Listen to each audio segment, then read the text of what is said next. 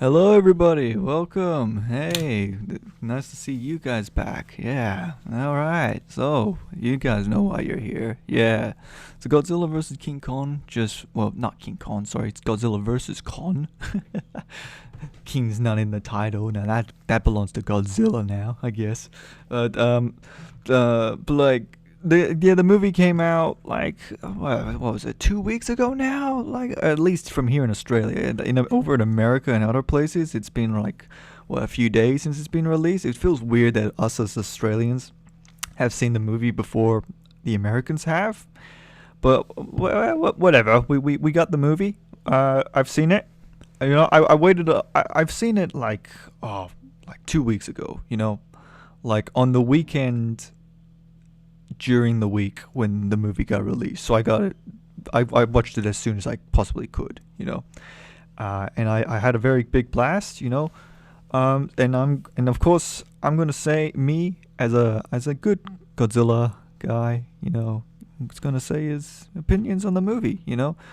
This will be a spoiler review. I'll just say this right now.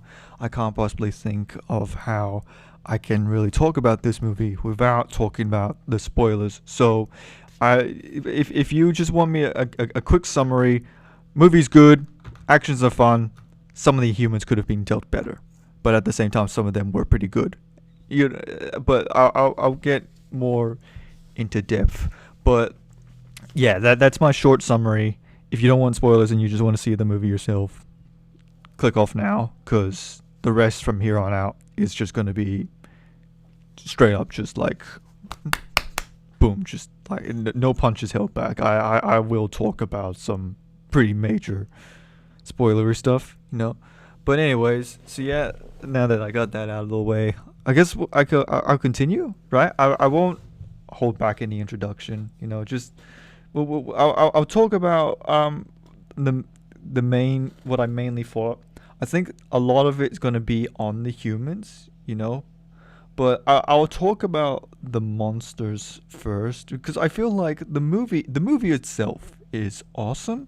It's great, but there could have been some stuff that could have done a little better. But and I'll tell my opinion. A lot of that has to do with the humans, because I do personally feel like the humans in this movie could have definitely had some potential. I really do think so. A lot of people complaining about the movie have always said the same thing. The humans were not great and stuff. And while to some degree, I do kind of agree. Yeah, some of the humans were not great. They weren't particularly very entertaining characters. I did felt like between the fights between Godzilla and Kong, where we got the human stuff in between, some of it did feel a little long, but I'll talk about the humans like way later, right? We'll talk about the monsters. I'll start with Godzilla first, because Godzilla, this whole monsterverse thing started with the big G himself, so it feels like it'll be a bit appropriate to talk about Godzilla first, and then next I'll go into Kong and some other stuff later on. Okay, so Godzilla in this movie was like, there wasn't a whole lot of Godzilla. I mean, he's there, and he's definitely part of the story, like he's just rampaging through the city, and like the unusual occurs, and he's actually attacking human bases, and he's destroying buildings, and specifically buildings, not cities. I was going to say cities, but he's not destroying cities. He's just destroying a specific building in mind, and then he's going to go away, and people don't know why he's doing that, and like I do like a bit of the mystery and a bit of the shock factor, like like through the entire time, the big guy himself was always on our side, but now suddenly out of nowhere, he's arriving on land, he's going through the city, and he's blowing this one building up, this whole big factory, and he's killing human beings, and it's confusing everyone. Like, what's going on? This guy's supposed to be on our side. He's supposed to be the good guy. He's supposed to be taking care of us. What's going on? And I do like a bit of that mystery on why is he doing that. Of course, it's revealed later on why he's doing that. And it is valid, a very good valid reason, and a very interesting, like, a reason to why Godzilla's attacking that building. I wish they delved a bit more into that. I wish they kind of, explored the side of Godzilla, because in this movie, Godzilla was definitely so much more willing to to kill humans, like not in just the I'm gonna blow this building up way. No, he's straight up like, if jets flew at him and shot him, he'll swipe at them. And even during the ocean fight, he did not care at all to just like destroy some battleships here and there. He just went all out. He killed.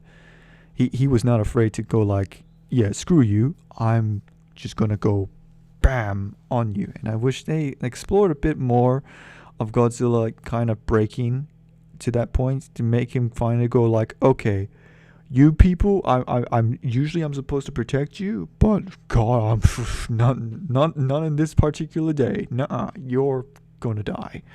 I wish they explored a bit more of that, but at the same time, I do get why there would be not as much Godzilla in this movie, because this, in the end, this is not a Godzilla movie. This is a King Kong movie,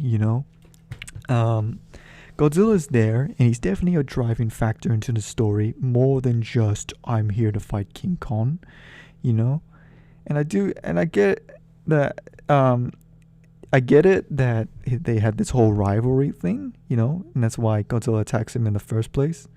But then it feels like in Hong Kong, he like does something. I remember everyone was making predictions of like, oh, the Godzilla is attacking him in the oceans, actually Mechagodzilla. But no, they didn't go for that route. They didn't do the whole disguise Mechagodzilla. Mechagodzilla's in this one, yeah, and I will talk about Mechagodzilla. But like, they didn't do the whole disguise thing. I think that would have been pretty fun, actually, if it actually turned out that, and then the Hong Kong fight occurs, and Kong fights Godzilla, and Godzilla's just there going like, what are you doing? Why are you attacking me? And he just defends himself, But nah, it was a legitimate fight, But yeah, like, I don't really have too much to talk about Godzilla, because yeah, in the end, if you really think about it, King of the Monsters was Godzilla's movie. Godzilla had a character arc in that one, earning the right to be King of the Monsters. And there's nothing else that you could really do with Godzilla after that point, other than just, oh, bad guy monster appears, Godzilla comes and defeats said bad guy monster, and, I do like it when these MonsterVerse movies do actually try to make these monsters actually have some kind of moral, other than just being, oh, I'm a big bad monster here to destroy the city, I mean, they did that with the Muto. That was kind of the Muto's motivation, really. And no, the Muto's was just breed, and then the Skull Crawlers and Kong, which were just, I'm just going to eat everything. And then Ghidorah actually had a proper motivation, to be King of the Monsters, control the monsters, and let them all destroy havoc. And then there's Mechagodzilla, which I'll go talk about Mechagodzilla, because Mechagodzilla, he actually had cool motivation, and definitely would have been a really cool monster villain.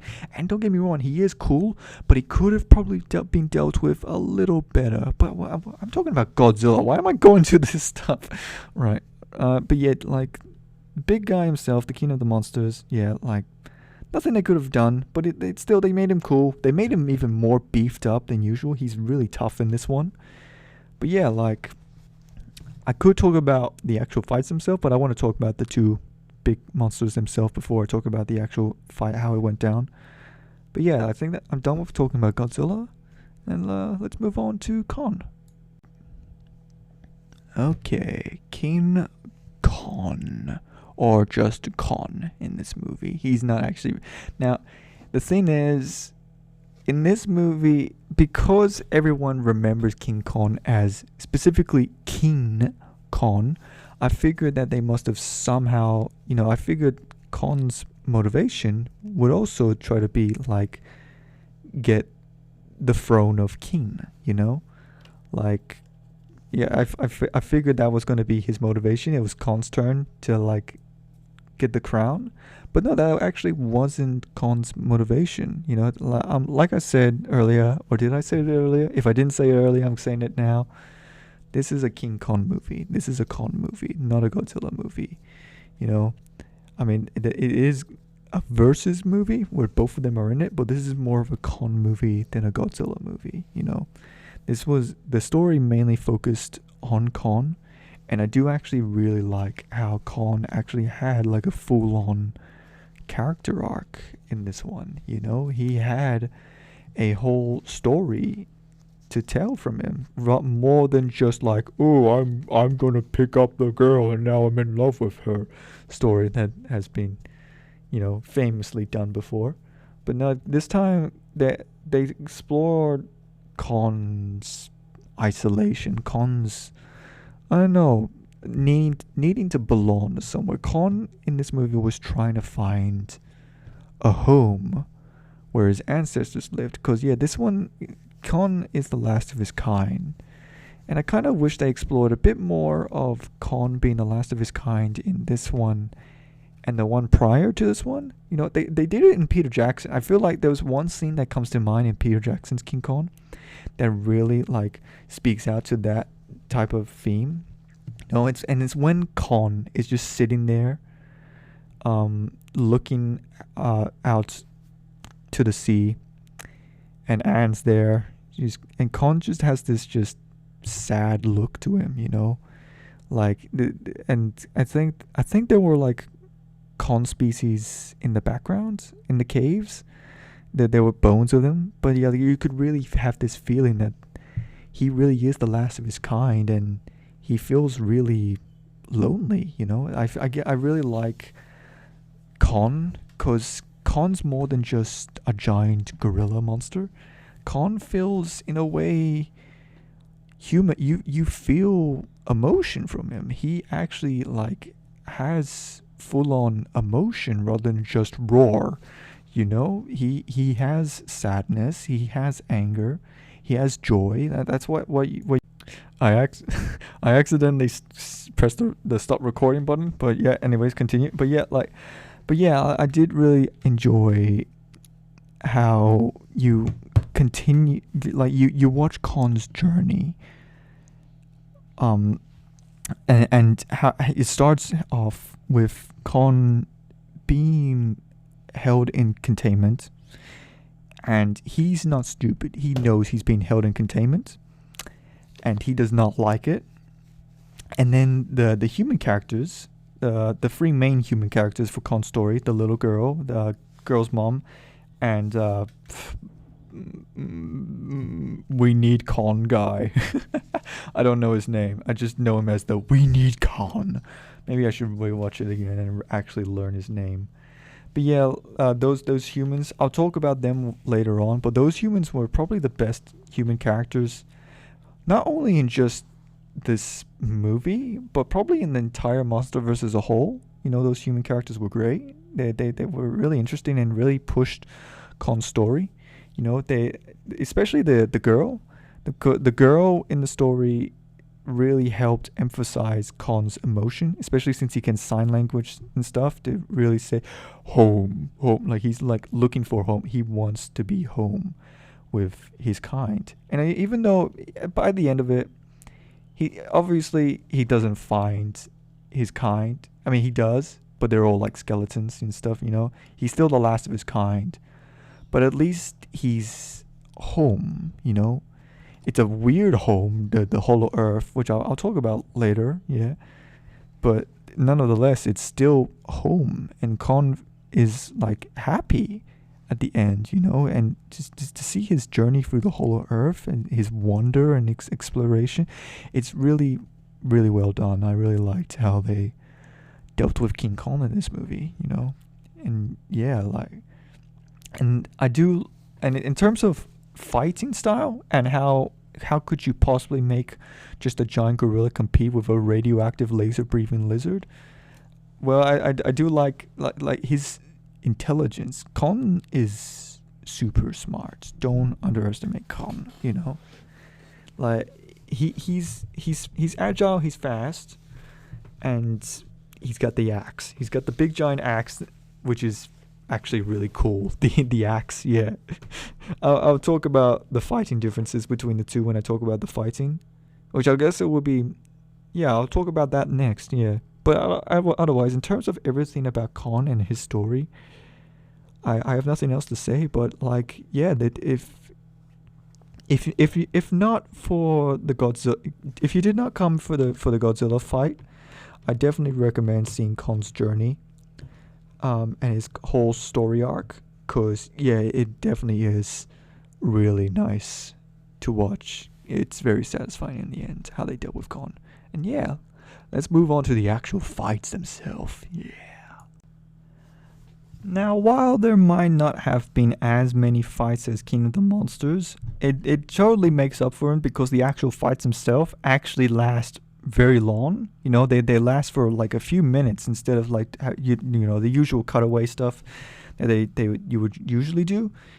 It's like they took notes from the final fight from Kong Skull Island and did that like multiple times in this movie. Like when the monsters start fighting, they start fighting. They don't cut away. Sure that I guess at the end, I get you do have perspectives of people sometimes in the movie, like only sometimes, but even then they're still in like the frame of the fight, so you can still see what's going on in the fight, and I admire that. The whole cutting away the human stuff never really bothered me in any of the MonsterVerse movies, but I do really appreciate how they don't shy away, they don't cut away, they just straight up, this is what you're here for. Here's just like 5 minutes of Godzilla and Kong just going at it, and I really like that. I'll go into round one. Let's talk about round one. Round one was like in the water, in the ocean. And I did really like that fight. It was really cool and it was very fun.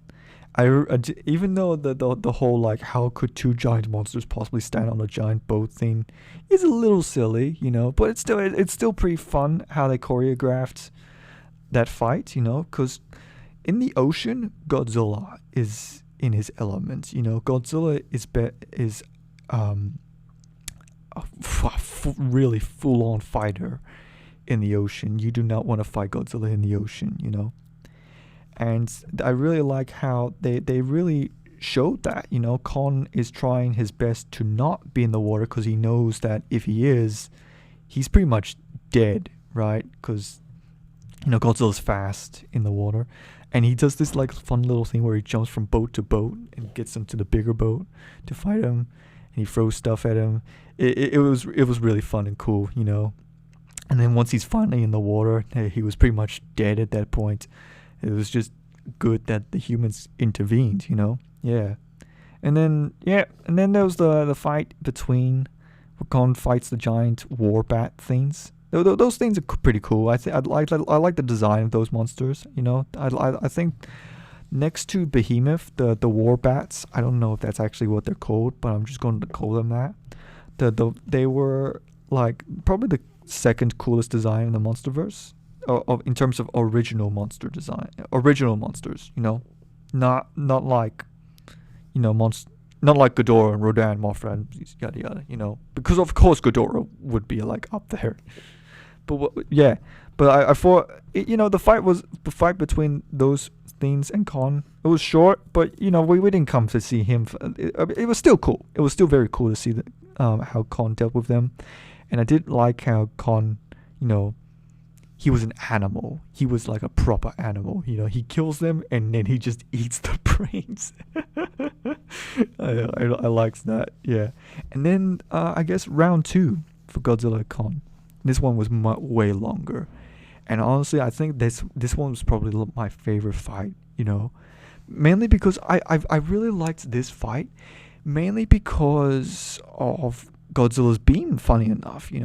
Because I think even the directors are aware that we know that if Kong gets hit by this laser thing, he will die. He will. They do not shy away the fact that he would most definitely die if he gets hit by this thing, even once. Like Godzilla, I don't. It feels weird. Godzilla's beam in this one feels strangely really powerful. Like I know it always has been, but this one feels more powerful than it usually is. It's weird. Like he full on straight up drills a hole in the earth with his laser. That's hardcore. It's like really full on. Yeah, that was awesome. Yeah, but like I really liked the second fight because like, just the way Khan has his clever ways of avoiding it, because at this point Khan has his axe, and the axe is like the one thing that would make him have a good chance against Godzilla, because it has these special abilities and stuff to, for one, it's a weapon, right? It's a weapon. It's a really sharp weapon, and it could do some nasty damage with it. But but the other thing is that it would absorb Godzilla's energy, and Khan can like reflect it and do some full on just type of damage. Yeah, but like, so the fight starts, and Khan uses his axe a little. He digs it into Godzilla's leg, but then like Godzilla pushes him away and he throws the axe. So now Khan is without his axe, and he's there against Godzilla, and Godzilla is trying his best to beam him down, and yeah, the beam actually clips him. It does kind of hit him, but it doesn't hit him directly, because if it hit him directly, he would die. But then comes probably my favorite part of the fight, just the way Khan just cleverly like avoids Godzilla's beam.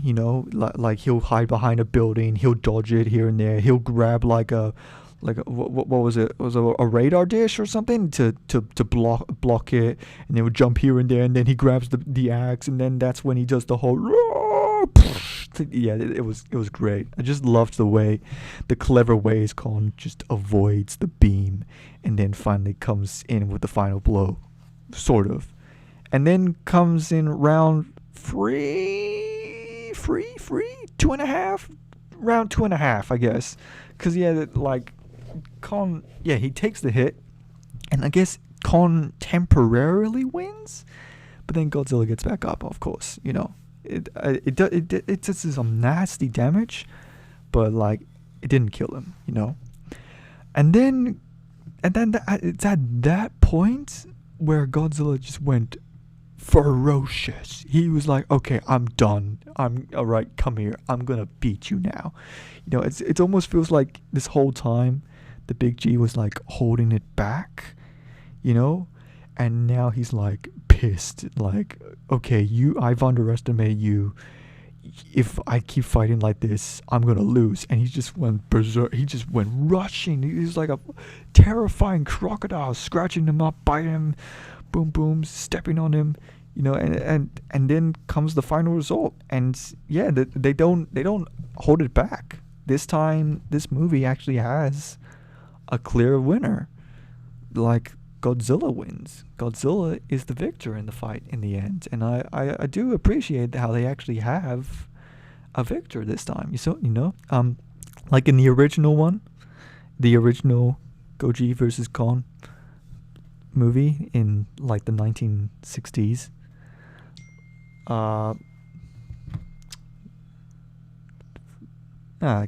Okay, that's my chocolate. I'll just wrap this up and I'll go grab my grocery bags. But yeah, like I like in the old one, it was like not really clear who the winner was. It was sort of in a way kind of a tie. They both fell in the water and they both split apart. And supposedly there's like a Japanese version and an American version, or depending on which one you watch, depends on who swims away. But I do like how in this one, no punches held back. Godzilla's a winner. Godzilla wins the fight. And I do, but give it credit, that doesn't mean that Khan necessarily got obliterated, Khan held a chance. He definitely very well held a chance. But but at the same time, even though Godzilla wins, there's still satisfaction between Godzilla and Khan. You know, for one, Kong still had his all, and he definitely did stand a good chance against him. But in the end, like, let's picture it like this way: Godzilla wins the fight, but Kong saves the day. You know, and I do like. I'll talk about that in a moment. But I do like how you satisfy both fans of both monsters, and yeah. So that's all I have to say about the fights. The fights were definitely, like, by far the best fights in the MonsterVerse. Yeah. But otherwise, yeah. Let's talk about Mechagodzilla. Mechagodzilla. Now this was a nice pleasant surprise. I had suspicions that he could have appeared, you know. Apparently there was a trailer that spoiled his appearance, but that's the thing. That's why I don't. Here's a piece of advice from you people, right? If you don't want to get spoiled about a movie that you really want to watch, like really don't want to get spoiled, and you want to watch it in like full magic, never watch the second trailer. You can watch the first one, get excited and stuff, but never watch the second trailer. And you know what? Even take it a step further. Don't even watch the prediction videos, because sometimes you'll find that they'll be right. You know, I watched the first one, and then I watched the first trailer, and I watched the predictions and stuff, and they were going like, "Oh, do you see this tint and the red glow here? This guy's Mechagodzilla." And yeah, they're not wrong. That tint and red glow was indeed Mechagodzilla. But yeah, but whatever. Just, you know, don't ever watch the second trailer, or just watch the first one, or maybe not even the first one. You know, I don't know, but like just don't watch more than one trailer. You know, because sometimes, very often, in the next trailer, they will spoil it. You know, I guarantee you, it happened with Jurassic World. And it kind of happened with King of the Monsters. They kind of a little bit spoiled Ghidorah's design. You know, I wanted to have Ghidorah's design a surprise. I wanted to see it amazed. You know, because I liked the first trailer where they just showed his silhouette and nothing else. And it really made me excited. Like, oh, what does he look like? I can't wait to see what he looks like. You know? But yeah, in terms of Mechagodzilla himself, he's cool. He's definitely cool. He looks cool and he fights cool. But he probably could have been better, if you understand what I'm saying. You know, like, what I like about this Mechagodzilla is that it kind of feels like a combination of the 3 different genres of Mechagodzillas. You know, it looks like high sea Mechagodzilla. It fights like Showa, and it kind of has the backstory of Millennia, which is my personal favorite Mechagodzilla. But yeah, like, what I do like how they kept the whole like Ghidorah head thing that they held at the end of the King of Monsters, and where everyone was like, "Ooh, what are they gonna do with Ghidorah's head?" You know, and it turns out that they were gonna use it to mind link the pilot, which in this case was Serizawa-san. I'll talk about Serizawa-san. He would have been done very differently. But like, and you know, they did like this little Pacific Rim thing, and I do like actually kind of find it pretty cool how like I definitely do think Ghidorah took control of Mechagodzilla. You know, you can tell because like there's small. If you listen closely, you hear this slight cackling that Ghidorah had from King of the Monsters. You know, when the robot was starting to go out of control. So yeah, I definitely think Ghidorah suddenly took control of Mechagodzilla and started wreaking havoc. You know, and probably wanted revenge on Godzilla. You know. But like in terms of the actual motivation of Mechagodzilla, like they had a good idea, but they probably could have executed a lot better. You know, it was actually a really cool idea for a monster villain. You know, like what do you do at this point in terms of monster villains? You can't just have a monster rampaging around and just existing. because that's just cliche and kind of already been done before 2 times now. You can't have the monster just want to take control of all the kaijus because Ghidorah's done that. What's the next big step? How about a kaiju villain that wants to destroy all of the monsters? It's kind of like a reverse now. Now all the monsters are in danger. They this super-powered Terminator monster that wants to destroy all the monsters. And perhaps they could have really emphasized that a lot more. Maybe showed a bit more of that. Really showed that these monsters are in danger and are being hunted down. One by one. But, oh well. I guess the Skullcrawler fight itself, while short, was pretty cool, which really showed off how tough he was. And it was nice to see the Skullcrawler again in the movie theaters. But, yeah, like, I think, yeah, he's definitely cool. But at the same time, I also like to talk about his weaponry. Like, Mecha-G's weaponry... Like some of it's cool. Some of it's genuinely really cool. This like supersonic punch and kick thing. And this drill tail. It's got some missiles on its shoulders. Like the classics. And it breathes lasers. But I feel like it could have had a bit more weaponry. Honestly, like I remember some of the Mechagodzillas had swords. And one of them even had an electric sword that was cool, like big blasters from their stomachs, laser shots from their eyes and stuff. Yeah, maybe even more missiles, like finger missiles and toe missiles. I don't know. And I guess I felt like this version kind of felt a little scrawny in a way, It didn't feel very beefy. But oh well, it still was cool in the end. But I just wish he was delved into a bit more, because it almost does feel like they just wanted to just have it splice him up into the end. Like, don't get me wrong, I'm still very glad to have the opportunity to see Mechagodzilla on the big screen twice with Ready Player One. But like, I want to see him. Like really emphasize just how much of a threat he is for the Titans, But in terms of the actual fight, the final fight, it was pretty cool to see him go against Godzilla and Kong and really show how tough he was, just really beating down on Godzilla. And I really do like how in the end, it wasn't even Godzilla who defeats Mechagodzilla. It was Kong, So in a way, Kong did kind of win a fight against a Godzilla, just not the original one, not an organic one. But oh well, it was still very cool, and I do really like how in the end Kong is the one that saves the day. Like I said before, Godzilla wins the fight, but Kong saves the day.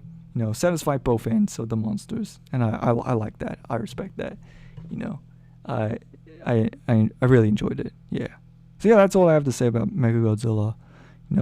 It was cool, but it probably could have been delved in a little bit more, Yeah, so now we talk about...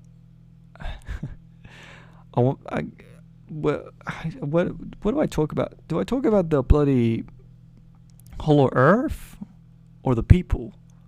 I guess I don't really have anything else to really say about the Hollow Earth. I already said stuff about the Hollow Earth, even though I said I'll talk about it later. I really don't have anything else to say other than that it looks pretty and it really helps with Kong's story. I guess I'll move on to the people. Yeah. Here's how we're going to do it. I'm going to talk about the people, and I'm going to talk about I'm going to go from like a tier list almost, I'm going to talk about the worst people, the worst human characters in that movie, and I'll slowly rise up to the best. Because like I said way earlier, some of the humans were actually done very well done and were very entertaining in the story, and some of them just felt either just pretty much useless or just straight up just annoyingly unnecessary. Yeah, but okay, well, let's move on to the people, I guess. Yeah. Okay. to start things off with the human characters, we'll start things off with like the daughters, the bloody bad guy's daughter, right? I don't even remember her name. To be fair, I don't remember any of the humans' names, but like she's just so forget, like you pretty much forget she's even there most of the time. Like occasionally she might come up and make like a quick snarky comment like, is she supposed to be out there, or ugh, gross, or something like that. But she's like basically not even there doing anything for the majority of the movie, and only like in her final minutes when Khan finds the bloody energy source, she suddenly goes like bad guy mode. Like not even smart bad guy mode. She's just like, oh, we will take this energy source now, and just orders her men to aim the guns on the main characters, and then Kong gets angry and stuff. Which like, of course that would happen. Of course, like you're in a plain flat field, in a huge open area. Like nothing is blocking your sight between you and King Kong, right? Like it's literally all flat, just miles and miles of flatness. Khan can clearly see your actions, and he clearly cares about the girl that you're pointing the gun at. Of course he would be angry. And then they do even something stupid, in which case he goes into her little gravity thing, and suddenly she shoots Khan. And then the most obvious part happens. Kong grabs it and just crushes it, and then that's her story done. She's like, what the hell? Like she by far is like the weakest, probably the worst character in the whole movie, right? She does nothing for the whole movie, and only like in her final minutes of her screen time, she acts stupid. She's not even like a clever villain, or even like a petty villain. She's just a dumb villain. I guess she grabs the thing that powers up Mechagodzilla, but in the end, she's just... The movie would not probably change that much whether or not she was in the movie. Like, she's just so pointless. Yeah, I guess, yeah, that's her done. And then, okay, right. Next up, the two main bad guys, right? Which is Serizawa's son and the guy who runs the whole operation. The actual main guy himself is kind of bland and just kind of generic. You don't really remember him doing much, instead of having that speech in his last few minutes going like, we are the apex species and blah blah blah blah, and give explanation of why they made Mechagodzilla, which I guess fair enough, but like I feel like the better choice would to have him replaced with Tywin Lannister's character.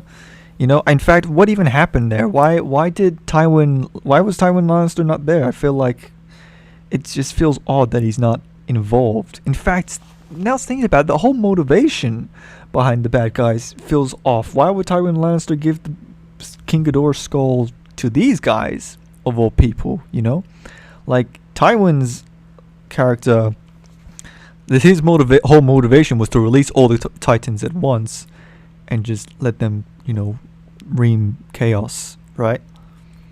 But these guys at Apex, it's the opposite. They want to destroy all the Titans, right? Completely different to it's confusing and kind of it breaks what Tywin's character was going for, but the whole thing that like the Earth is dying and it's humans' fault, right? But these guys are going like, no, we are the apex predators. I don't know. Maybe they could have, you know, made him more interesting, but he just felt like a generic bad guy. And as for Serizawa's son, like at first I didn't even think it was Serizawa's son. It's like, no, that can't be Serizawa's son. Sure, just because he's Asian doesn't mean he's Serizawa's son. But then the main bad guy yelled out like, oh, it's all powered up, Serizawa, and blah blah blah blah, confirming that yeah, this is Serizawa's son. But the thing, it feels weird. For one, I gotta stop playing with this little thing. Alright, I'm putting that there. For one, it kind of feels weird. What is it with movies and having the sequel come out and the main character that you follow, or a character you follow, is like a son from the previous movie? Like, it feels weird. Like, they did this with Pacific Rim 2 with John Boyega's character. Well, I just out of nowhere, oh hey, this whole time that main character that you followed from the other movie, he had a son. No mention of anything. Like, it feels weird. I don't know why movies do that. And it just, I don't know, maybe they could have they probably had a good opportunity to explore why he's doing this, because his father was all about Titan. He cared for he actually praised, well, not necessarily praised, but he respects the Titans, and he thinks that, that we need them. And here's his sons doing everything that goes against his father. It just feels weird. I wish they explored more on why he's doing that. And I hope when the whole electricity came in and fried his brains a bit, I hope that doesn't necessarily mean he died, because I do want to really explore him more. Like, why would he go so far beyond what his father stood for? It just felt like a missed opportunity to explore it, Like, yeah, but I don't know. Otherwise, he's just the guy who controls Mechagodzilla until he's not. But yeah, anyways. Next up would be, Madison Russell, which was the daughter from the previous movie, Godzilla King of Monsters. Her friend and the podcast guy, the conspiracy theorist. They I don't know. Especially feel a little disappointed with Madison's character, because I feel like you probably could have had an interesting character, because she was a whole big part of, well, not a big part, but she was a part of the last movie. Just eating myself some chocolate. And bloody, she brought all the monsters together in a way. In, what was it, San Francisco? I forgot where the city was for. And the thing with Madison's character is that you had the building blocks for what could have been interesting, because she has been with the bad guys. She kind of knows how they act and how they think at this point, right? So she probably should have, yeah, sure, keep the whole, her being suspicious of why Godzilla's attacking that place, but don't turn into a conspiracy theorist. Try and make her father convince her this must be the bad guys, those dudes, and blah blah blah blah, instead of being this strange, she doesn't feel like the same character. In fact, I feel like it. Emma Russell, the mother, I don't know if I'm getting the two characters mixed up, but it feels like a weird missed opportunity to not explore grief or something. Her mother, even though the mother was not exactly the greatest character, it feels weird that she just doesn't seem to really take no mention at all, except for when the guy goes you're Madison's daughter or something like that. But it feels, I don't know, I feel like they probably should explore a bit more on grief, her grieving her mother a bit, maybe a bit of the dad. And I guess I could say the same for the dad. But the thing is, I actually kind of liked the dad's journey for the past movie actually has grown on me a bit. His character development of him trying to, not dislike the monsters and to get past his son's passing has actually grown on me a little, and so I feel like, yeah, there's probably nothing else you could really do with the dad character. But Madison's just, I don't know, she probably should have been held to, but yeah. And as for the two characters, especially the friend, purely just comic relief. It's just comedic relief. They just make joke, and maybe sometimes it's funny, sometimes it's not. And really, they're only there just to get the story moving and go oh my god, they have Mechagodzilla and stuff, I feel like they probably should have, I'm all in for a character to go through the story and reveal that the bad guys have Mechagodzilla, but they probably should have done it differently. They didn't do it well. It felt, I won't lie, it felt boring when they were on the screen. It really did. It really did feel boring when they were around. and it sucks because I yeah, like, what was the actor's name? I know her name, and I hate that I forgot her name. But yeah, like Madison's actor. Oh yeah, Millie Bobby Brown. Yeah, Millie Bobby Brown character really could have been delved into much better, and I know they probably could have, but oh well. Yeah. So I guess now we move on to some of the better characters, I guess. Yeah. Okay. So for this final part, all right. So now I'm going to talk about the three main characters. So the little girl, her mom, and the we need Khan guy. I don't remember their name. I wish I did. I think the girl's name is Gia. Gia, was it? I think it was Gia. Yeah, like I'll talk about her because she's definitely the best character, But I talk about the guy first, I will admit, when he first got introduced, and they explained how they got the whole Hollow Earth transport vehicle thing.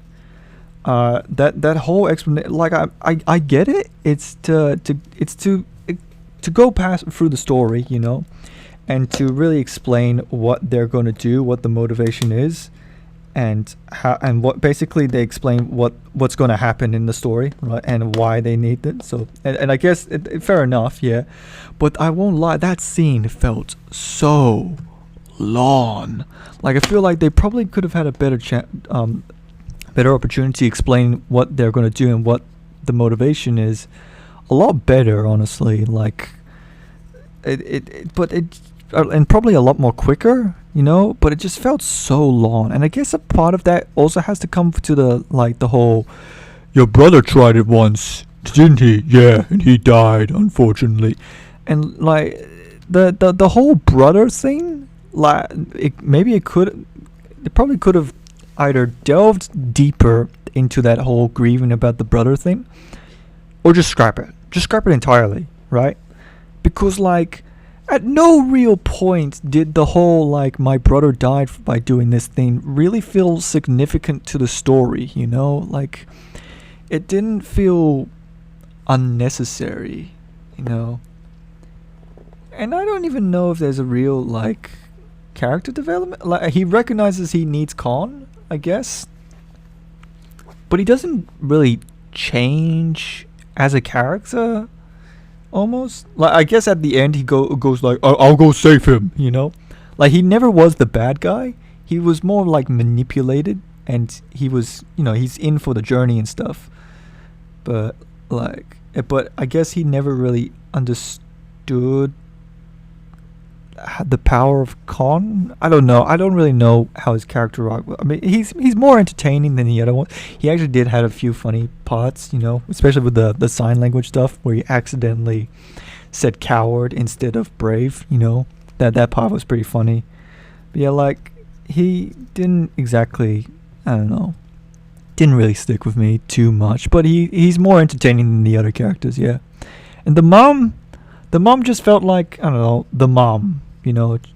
And I do like how she knows Khan, like if Serizawa is the expert on Godzilla, I feel like she's like the expert of Khan, and her relationship with the daughter is nice, and it is nice to watch, but otherwise she didn't do a lot other than just being the mom and nagging the guy that like, you can't do that because Khan will get attacked by Godzilla and blah blah blah.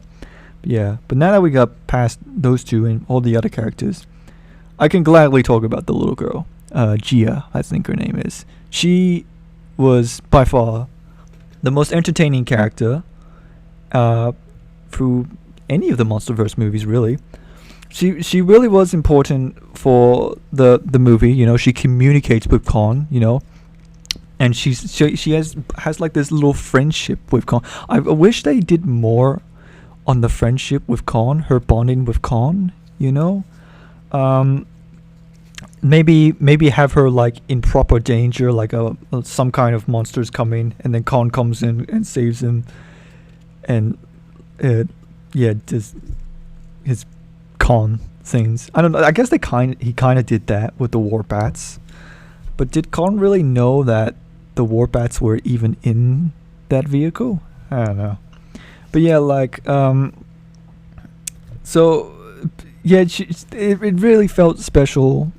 Her like she understood Kong, and Kong felt comfortable around her, and which gave off some really unique scenes, like the whole sign language reveal on the boat and stuff.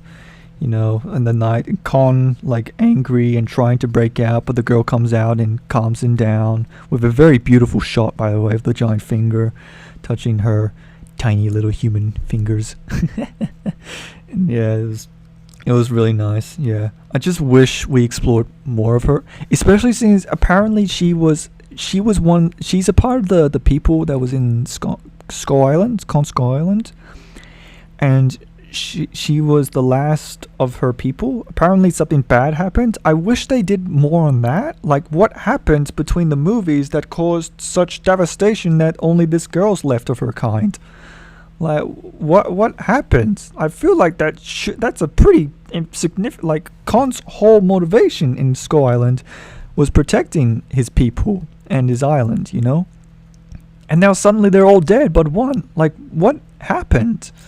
I really need to know. I wish that they didn't do as much attention as Millie Bobby Brown's character and explored more on the girl, you know, and her relationship with Khan, because they definitely had something really going, you know, and they did well, but it could have been better, you know. They did very, very well with her, and I don't know, it just wasn't quite enough, but it's still satisfying with the scenes that we did get and her bond with Kong. And yeah, that's really all I have for criticism about the humans. And on that note, I'll finish my criticism on the movie as a whole. Yeah, I'll stop it here. Yeah. So bottom line, I did like the movie. I really did. You know, some of the characters were entertaining. Yeah, and did progress with the story. And some of them just felt either could have been done better or just flat out just unnecessary, you know, and boring. And the actual monsters fights themselves were by far the best that we've had in this series, and all in all, this was a very entertaining movie for the Monsterverse. Yeah, I'm really glad that I had the opportunity to see this. I'm really hope that we get more for the Monsterverse, you know. Supposedly this is the last one, unless of course the movie gets really good ratings and we'll get more Monsterverse movies. And if I really do want that to happen, you know, because there's so many cool ideas that we can explore with the monsters, you know. A Rodan movie, a Mothra movie would be really interesting as well. Maybe if we're lucky, we'll pull up some other infamous monsters that are not from the Godzilla franchise. Who knows? Maybe even another Kong movie. This is apparently going to be a Netflix series for Kong, and I'm going to be excited for that. It is on anime, which makes me a little nervous because so far, with my experience with animes and giant monsters, haven't really gone too well. You know, the Godzilla anime was not good. And the Pacific Rim one it started off great, but kind of dropped a bit in the later episodes. I don't know, we'll find out. But I'm really hoping we get more Monsterverse movies. But yeah, on that note, we'll just finish it right here. Yeah. So, if you really like seeing a giant gorilla fight a giant laser-breathing dinosaur, then this movie's good for you. And yeah, I highly suggest watching it. Yeah. Oh well. Well, see ya, fellas.